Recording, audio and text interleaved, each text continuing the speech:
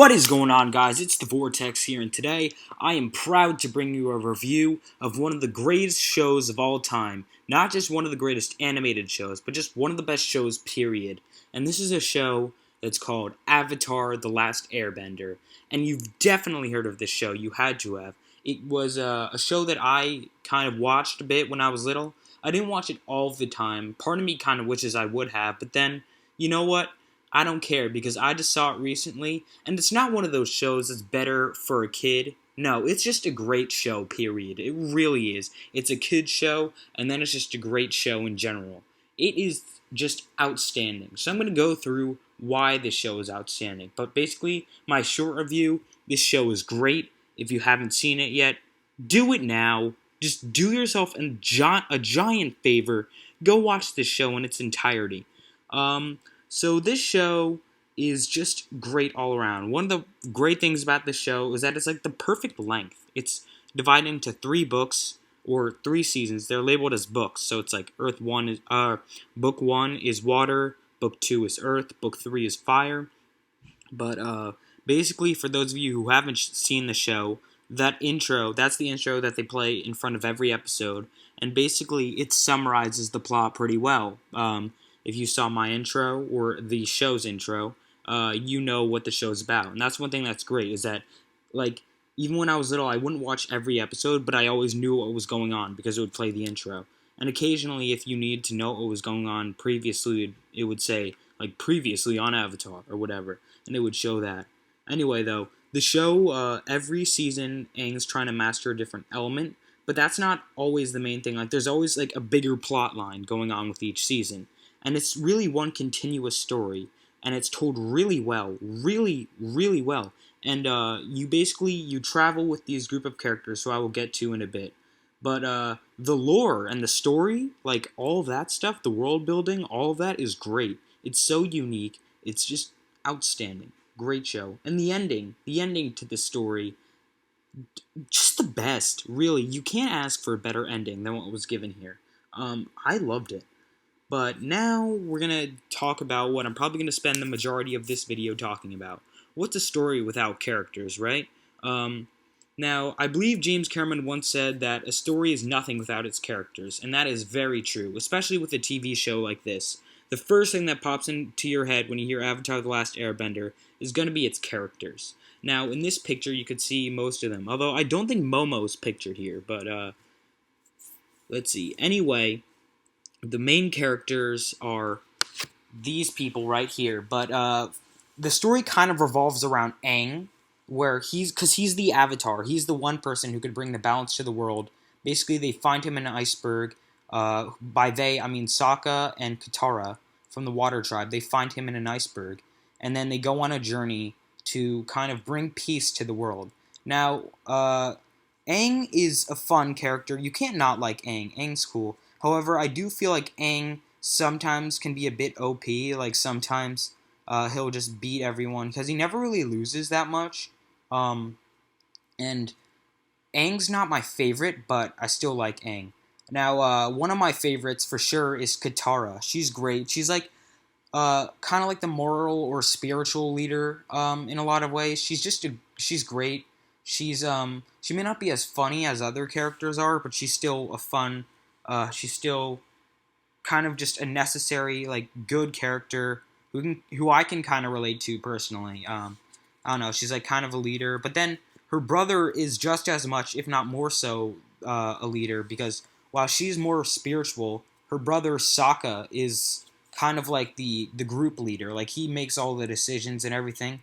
And people always push Sokka aside as like the comic relief character, but I feel like he's more than that. No, he definitely is. He's not only is he comic relief, but he's also kind of like the group leader.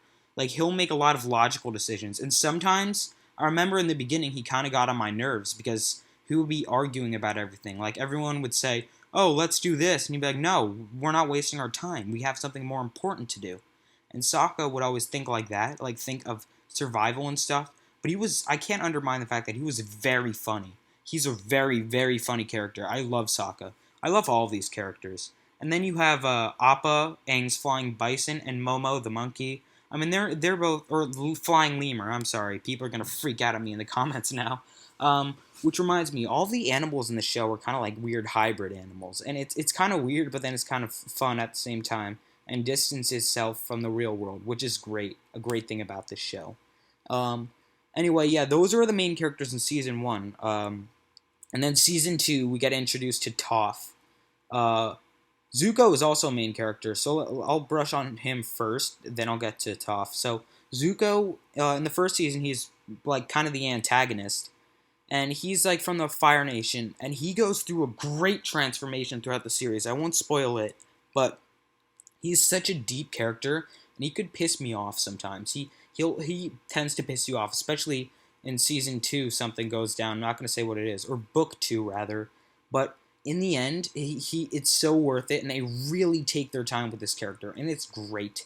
Zuko was just great. I don't want to spoil anything about him, but that's all I'll say. Anyway, getting back to Toph, we meet her in book two. I keep wanting to say season, but book two. Toph. All right, I know. I'm trying to decide who my favorite character is because I really like Katara, but then Toph is just so badass and so funny. Toph is a blind girl who sees with her feet through earthbending. That is such a cool idea. And then she's so funny too. She's funny. She's badass. I mean, you can't not love Toph. So Toph is definitely one of my favorite characters. And there are a lot of other great characters in the show too. Like Azula is just an awesome villain, voiced by Great Elise, who voiced Catwoman in Arkham City. She's just great. She's a great villain. And then who else are you gonna have as the big bad? But Mark Hamill as the Fire Lord. Now he's not in it that much, but I think Azula is like the best villain in this show. And then Iroh. Oh my god, I almost forgot Iroh. Iroh is Zuko's uncle, and he's great. He's so great. It's really sad because the voice actor actually died in the second season. So what they did was they had to like minimize his role in season three, but it actually really worked well for the story and felt natural. But Mako was the voice actor's name, and he was great. And they have a dedication moment to him in the show. But Iroh, he's so great. He's like he went from like this big leader of the Fire Nation, wanting to conquer stuff, to now he just wants to drink tea and all of that stuff. And he's just a great character. Really, I can't say anything bad about this show. The animation and the fighting is beautiful. It's never lazy. It's always great. It's just a great show all around. I really can't say anything bad about it.